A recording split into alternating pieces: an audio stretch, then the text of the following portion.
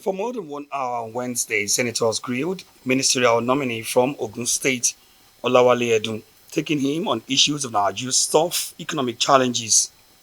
A prolific economic expert, Edun comes highly recommended, and some senators believe he might become Nigeria's next finance minister. He told senators that Nigeria has all it takes to be successful given the country's vast human and natural resources. Edun, at the screening, says he accepts the call to serve, hoping to reenact the success story of Lagos when he served as a commissioner in Lagos when Tinubu was a governor. He welcomed the fuel subsidy removal and unification of foreign exchange markets while admitting that both policies have come with pains. A pain, Edun says, will soon give way for gains and sustainable economic development.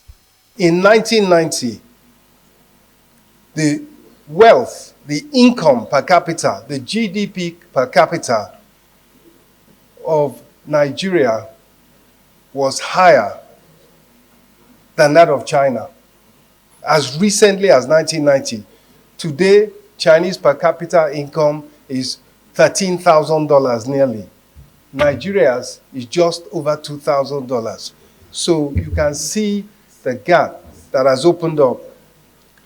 And the reason why was that production growth was stalled by insecurity, by inflation, and by wasteful government expenditure. Meanwhile, the Senate President Godswill Akpabio, during the screening, blocked a petition accusing former governor of Kaduna State, Nasir El-Rufai, of being behind insecurity and creating disunity in the state.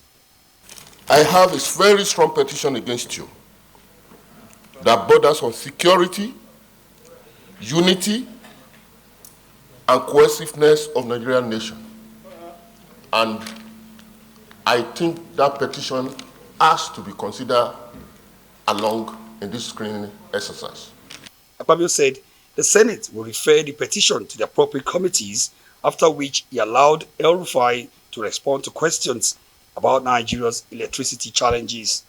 Rating agencies and the necessary security agencies, they will handle it on their own and they will be so advised. Ours is just to screen, but we've noted the petitions.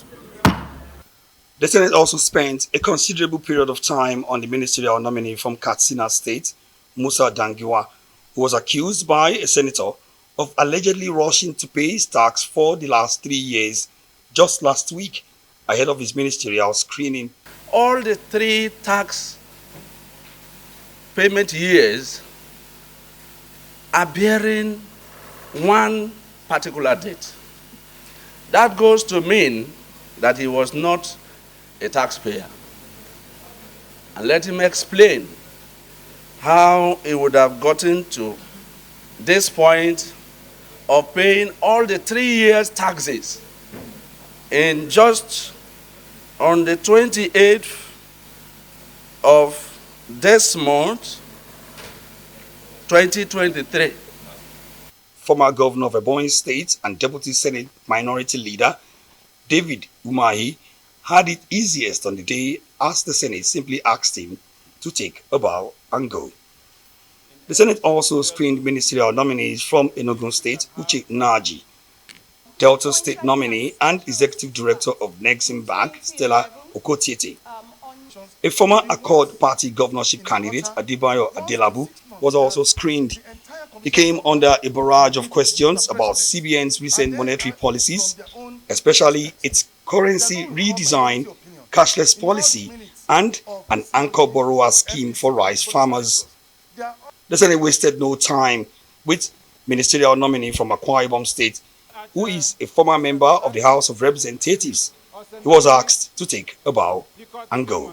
Hanatu Musawa from Katsina State was the last ministerial nominee to be screened on the second day. The daughter of a former diplomat and First Republic politician, she couldn't hide her emotions while standing before the Senate without the chance of gracing the moment with her late father. Omo Bazwai, Arise News.